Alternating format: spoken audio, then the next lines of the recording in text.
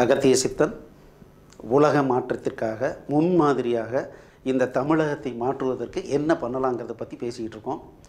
போன கிளாஸில் பார்த்தீங்க அப்படின்னா மரணம் அப்படின்னா என்னங்கிறத பற்றி ஒரு விழிப்புணர்வு உங்களுக்கு ஏற்படுத்துறதுக்காக ஒரு விஷயத்தை சொல்லியிருந்தேன். இந்த கிளாஸில் என்ன பார்க்க போகிறோம் அப்படின்னா, தயவு செஞ்சு நீங்கள் மனிதனாக மாறுங்க அப்படின்னு உங்கள்கிட்ட ரிக்வஸ்ட் பண்ணிக்கிறேன். நான் மனுஷன் தானே அப்படின்னு நீங்கள் நினைக்கலாம். 4 விஷயங்கள் உங்களுக்கு சொல்கிறேன். முதல் விஷயம் என்ன அப்படின்னா, அரக்கன் அப்படின்னு கேள்விப்பட்டிருக்கீங்களா? அரக்கன். 2வது விஷயம் என்னென்னா மனிதன். 3வது விஷயம் என்னென்னா ஞானி. 4வது விஷயம் என்னென்னா சித்தர். யார் இந்த அரக்கன்? அரக்கன்னா நீங்கள் கேள்விப்பட்டிருக்கீங்க, அப்படி பயங்கர பெருசாக இருக்கும், பல்லுலாம் பெருசாக அப்படி இருக்கும், பெரிய மீசெல்லாம் வச்சுட்டு அப்படியே வருவான், கேள்விப்பட்டிருக்கீங்களா? ஆனால் அரக்கன்னா உண்மையாலுமே யார் தெரியுமா? அடுத்தவங்க சொல் பேச்சை கேட்குறவன்லாம் அரக்கன். நல்லா புரிஞ்சுக்கணும். நம்ம மனசுக்கு அது சரின்னே படலை, ஆனால் அடுத்தவன் சொல்கிறான், அது அப்படியே கண்ணை மூடிட்டு கேட்குறோம். அப்படி பண்ணோம் அப்படின்னா அந்த தன்மைக்கு பேர் அரக்கன். ஏன் அது அரக்கன்னு சொல்கிறோம்? மனிதன் அப்படின்னா என்ன? என்னுடைய மனசுக்கு இது சரின்னு படுது, எனக்கு நல்லா தோணுது, என் மனசு சொல்லுது, ஹார்ட் சொல்லுது, இல்லைப்பா இவர் சொல்கிறது சரியாக இருக்குது, கண்டிப்பாக இந்த மாதிரி பண்ணி பார்க்கலாம், ஒன்றும் தப்பு இல்லை அப்படின்னு எனக்கு தோணுது. அப்போ அதை செய்யும்போது நான் மனிதனாக இருக்கேன். என் பையன் கேட்குறான், எனக்கு வந்து 2 வீலரு 2 லட்ச ரூபாய்க்கு வேணும், நீ என்ன பண்ணுவியோ தெரியாது, வாங்கி கொடு.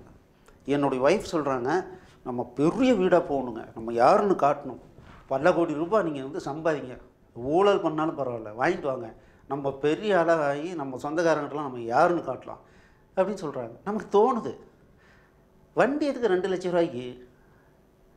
ஒரு சைக்கிள் இருந்தால் இங்கேருந்து அங்கே போகிறோம், அங்கேருந்து இங்கே வர போகிறோம், இல்லை இன்னும் கொஞ்சம் நல்லா வேகமாக போகணுன்னா ஒரு சாதாரணமாக ஒரு 50,000 செலவு பண்ணால் போகலாம்.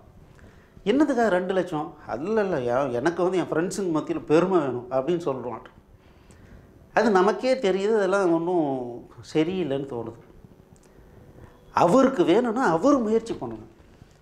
ஒவ்வொரு இண்டிவிஜுவலுக்கும் அவரை சார்ந்தவர்களுக்கு அவர் பண்ண வேண்டிய, கம்பல்சரியாக பண்ண வேண்டிய விஷயம் என்னென்னா, உணவு, உடை, இருப்பிடம், இந்த 3க்கு தான் ஜவாப்தாரி. அவங்க நினைக்கிற எல்லாத்தையும் பண்ணி கொடுக்கணுன்ற அவசியம் கிடையாது. அப்படி பண்ண முயற்சி பண்ணும்போது என்னடா ரொம்ப தொந்தரவாக போச்சு, சரி இருறா நான் ஏதாவது ஒன்று பண்ணுறேன் அப்படின்னு நம்ம எதை பண்ணாலும் அது அரக்கத்தனம். அப்போ நம்ம மனிதனாக இல்லை அரக்கனாக இருக்கோம் அப்படின்னு புரிஞ்சுக்குங்க. ஏன் அப்படி சொல்கிறாங்க?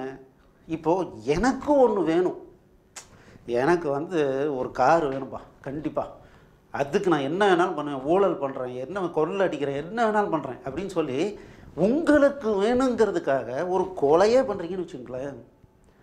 அப்போ என்ன ஆகும்? உங்கள் மைண்டு சும்மா இருக்கும்போது கண்ணை மூடினீங்கன்னா, அநியாயமாக ஒரு கொலை பண்ணிட்டிய, அநியாயமாக கொள்ளை அடிச்சிட்டிய, இந்த காரை வாங்கி என்னடா சாதிச்ச, அட பாவி அப்படின்னு நம்மளை கேட்கும்போது நம்ம ஆன்சரபிள், நம்ம மைண்டுக்கிட்ட இருந்து தப்பிக்கவே முடியாது. அதுவும் கண்ணை மூடிட்டோன்னு வச்சுக்கோங்க, இதயம் பேச ஆரம்பிச்சிடும், அதுக்கிட்டேருந்து எந்த மூலையிலையும் ஓடி தப்பிக்க முடியாது. அப்போ என்ன ஆகும்னா, நம்ம திருந்துறதுக்கு ஒரு சின்ன வாய்ப்பு கிடைக்கும். ஆனால் நான் அடுத்தவனுக்காக, அவனுக்காக தான் செஞ்சேன், கட்சிக்காக செஞ்சேன், கொள்கைக்காக செஞ்சேன், என் வீட்டுக்காரிக்காக செஞ்சேன், என் பையனுக்காக செஞ்சேன், அவங்களுக்காக செஞ்சேன், இவங்களுக்காக செஞ்சேன்னு செய்யும்போது நம்ம பண்ணுற தவறுகள் எல்லாம் நம்மளே ஞாபகப்படுத்திக்கிட்டே போவோம். ஆனால் தவறு தான், என்றைக்குமே அதில் வந்து தப்பிக்கவே முடியாது. ஆனால் இது ரொம்ப லேட்டாக தான் நமக்கு புரியும். அதனால தான் இது அரக்கத்தனம். அடுத்தவன் சொல்வதை அப்படியே கேட்டு நம்ம பண்ணோம் அப்படின்னா அது அரக்கத்தனம். இப்போ வந்து நிறைய பேர் பேசிக்கிறாங்க, மோடி சொல்கிறத அப்படியே தமிழக கவர்மெண்ட் கேட்குது, அவங்க வந்து ஏற்கனவே சம்பாதிச்ச பணத்தை காப்பாற்றிக்கிறதுக்காக அவங்க இந்த மாதிரி பண்ணிகிட்டு இருக்காங்கன்னு எல்லாம் பேசிக்கிறாங்க அப்படின்னா, ஒருவேளை அது உண்மையாகிறதா அது அரக்கத்தனம். நான் சொல்கிறத நீ செய், உன் நாட்டில் போய் 8 வழிச்சாலையை போடு, நீ போட்டு தான் ஆகணும், இல்லைன்னா உன் வீட்டில் வந்து நான் வந்து ஐடி ரைடு பண்ண போகிறேன் அப்படின்னு சொன்னால், அதுக்காக பயந்துக்கிட்டு சரிங்க ஐயா நான் பண்ணிடுறேன் அப்படின்னு பண்ணினா, அந்த நேரத்தில் அவர் மனிதனாகவே செயல்படலை, அது அரக்கத்தனம். ஆனால் என்ன பண்ணணும்? சார் நீங்கள் என்னுடைய மக்களை காப்பாற்றுறதுக்காகத்தான் என்னை முதல்வராக வச்சுருக்காங்க. நான் அந்த விஷயத்தை உயிரே போனாலும் சரி நான் பண்ண மாட்டேன், உங்களால் முடிஞ்சதை பண்ணிக்கங்க அப்படின்னு அன்றைக்கி எதிர்த்து நிற்கணும். அப்போ நம்ம மனிதனாக இருக்கலாம். ஸோ சில இடங்களில் எதிர்த்து நின்று தான் ஆகணும். இது மனிதன். அரக்கன்னா என்னன்னு தெரிஞ்சிச்சு, மனிதன்னா என்னன்னு தெரிஞ்சிச்சு. அடுத்தது ஞானி. ஞானினா என்னங்க, பெரிய வித்தக்காரரோ? ஒன்றும் கிடையாது. சயின்டிஃபிக்கலாக சொல்கிறாங்க, இந்த உடலில் வந்து 70% தண்ணி தான் இருக்குது, அதனால் நல்ல தண்ணியை குடிக்கணும், தண்ணி லெவலில் மெயின்டைன் பண்ணிக்கணும், அப்போ தான் டெம்பரேச்சர் கரெக்டாக இருக்கும், இந்த மாதிரி நிறைய விஷயங்கள் சொல்கிறாங்க. அப்போ இந்த உடலில் இருக்கிற தண்ணியெல்லாம் கழிச்சு கட்டிடும். அதுக்கப்புறம் பார்த்திங்கன்னா இந்த அடையாளத்தை கொடுக்குறது என்ன அப்படின்னா மண். அப்போ இந்த மண்ணை என்ன பண்ணுறோம், இதையும் கழிச்சு கட்டிட்டோம். மீதி இருக்கிறது காற்று, வெப்பம், அது அப்படியே கரைஞ்சி போயிடும்.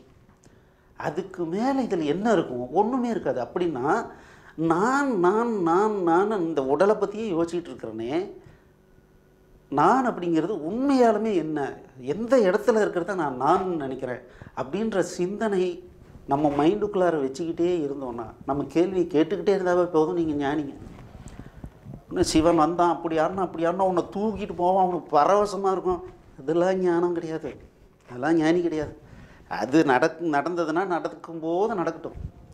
இந்த எண்ணம், இந்த உடல் நான் இல்லை, நான் என்னன்னு எனக்கு தெரியல, கண்டுபிடிச்சிடணும் அப்படின்ற எண்ணத்தோட ரொம்ப கவனமாக நம்ம வாழ்க்கையை வாழ்ந்தோம்னா அதுவே ஒரு ஞானியின் வாழ்க்கை. இதுக்கு அடுத்தது என்ன அப்படின்னா சித்தன். சித்தன் அப்படின்னா என்ன அப்படின்னா இதையெல்லாம் தாண்டி பார்க்குறவன் தான் சித்தன்.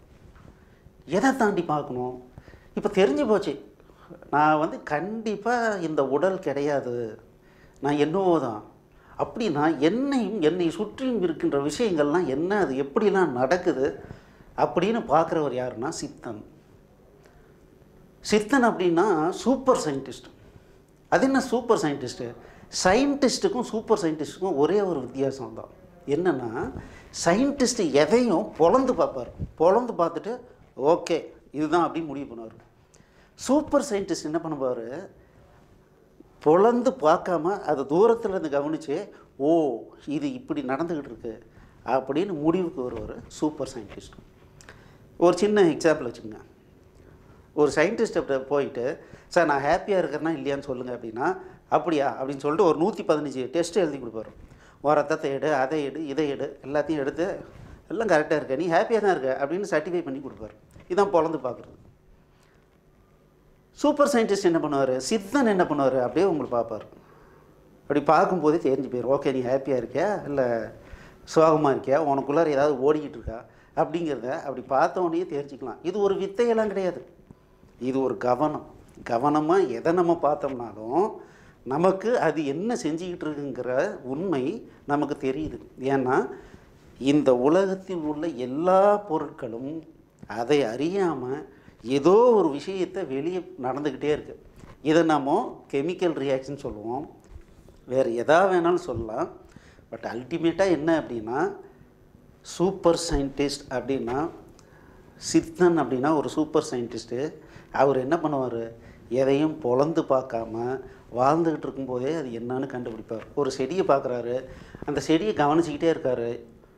அதை வச்சே அவர் வந்து அந்த செடி எத்தகைய குணமுடையது, அது எதுக்கெல்லாம் பயன்படும் அப்படிங்கிற விஷயத்தை அப்படியே கண்டுபிடிச்சிடுவார். சில பேர் நினச்சிக்கிறாங்க சித்தன் அப்படின்னா அவர் வந்து மந்திரவாதி மாதிரி, அதை பார்த்தோன்னே அப்படியே கண்டுபிடிச்சிடுவார். அப்படிலாம் கிடையாது. சயின்ஸில் என்ன பண்ணுறோமோ அதே மாதிரி ஹார்ட் ஒர்க் பண்ணாமல் எதையுமே கண்டுபிடிக்க முடியாது. ஒரு அஸ்ட்ராலஜர்ஸ் மீட்டிங்கில் போனோம். அங்கே வந்து சொல்கிறாரு, எங்கள் சித்தருங்க வந்து வானத்தில் பறந்தாங்க, அனிமா முனிமா கண்ணம்மா இந்த மாதிரிலாம் அவங்கக்கிட்ட சக்தி இருந்தது, எல்லாம் பறந்து போய் நோட்ஸ் எடுத்துகிட்டு வந்து எங்களுக்கு கொடுத்தாங்க அப்படிங்கிறாங்க. அப்படிலாம் கிடையாது. இங்கே இருந்தே தன்னுடைய கண்ணால் அனலைஸ் பண்ணி ஒவ்வொரு விஷயத்தையும் கஷ்டப்பட்டு தான் கண்டுபிடிப்பார். ஏன் சார் அப்படி சித்தர்கள் கஷ்டப்பட்டு கண்டுபிடிக்கணும்? அடந்த உடல் நான் இல்லைன்னு தெரிஞ்சு போச்சு. இந்த உடல் நான் இல்லை அப்படின்னா சந்தோஷங்கிறதுக்காக நம்ம எதை பண்ணாலும் அது ஒரு குப்பை. சரி எது எப்படி நடக்குதுன்னு கண்டுபிடிச்சாவது கொடுத்துட்டு போயிடலாமே அப்படின்ற ஒரு நல்ல எண்ணத்தோட ரொம்ப சிரமப்பட்டு ஒவ்வொரு விஷயத்தையும் கண்டுபிடிக்கிறாங்க. ஒன்று மட்டும் நல்லா புரிஞ்சுக்கங்க, மந்திரம் மாயம் என்று இந்த உலகத்தில் எதுவுமே கிடையாது. இவர் அதை பண்ணார், இவர் இதை பண்ணார் அப்படிலாம் பண்ண முடியாது. இந்த ஃபிசிக்கல் வேர்ல்டில் எப்போ நாம் வந்து ஃபிசிக்கலாக ஒரு பொருள் தன்மையாக நம்ம வந்து இருக்கிறோமோ அது வரைக்கும் ஏதாவது ஒரு விஷயம் ஒரு இதுக்கு கொடுத்தா தான் இன்னொன்று நடக்கும். அவர் வந்து சித்தர் அப்படிங்கிறதுனால இப்படின்னொன்று அப்படி பறக்கும் அப்படின்னு சொல்லி சினிமாவில் மாதிரிலாம் நடக்கிறதுக்கு வாய்ப்பு இல்லை. அப்படியெல்லாம் நினச்சிக்கிட்டு நான் சித்தன் ஆகிறேன் அத்தன் ஆகிறேன் அப்படின்னு சொல்லிட்டு உட்காந்துருந்தோம்னா எதுவும் நடக்காது. சித்தன் என்பவன் பொறுமையானவன், தன்னுடைய சித்தத்தை ஒருநிலைப்படுத்தி அதன் மூலமாக ஒவ்வொரு விஷயத்தில் இருக்கின்ற உண்மையை கண்டுபிடிக்கின்றவன் சித்தர். அதை தான் எல்லாத்தையும் தாண்டி பார்க்குறதுன்னு போயிடும். ஸோ இப்போது இந்த 4 நிலையில் குறைந்தபட்சம் மனிதனாக இருக்க நம்ம போராடணும். அப்படி இருக்க போராடும்போது நிறைய எதிர்ப்புகள் வரும். அப்படி எதிர்ப்புகள் வந்ததுன்னா எதிர்த்து போராடணும். சாவுக்காக பயப்படக்கூடாது. அவ்வளவுதான்.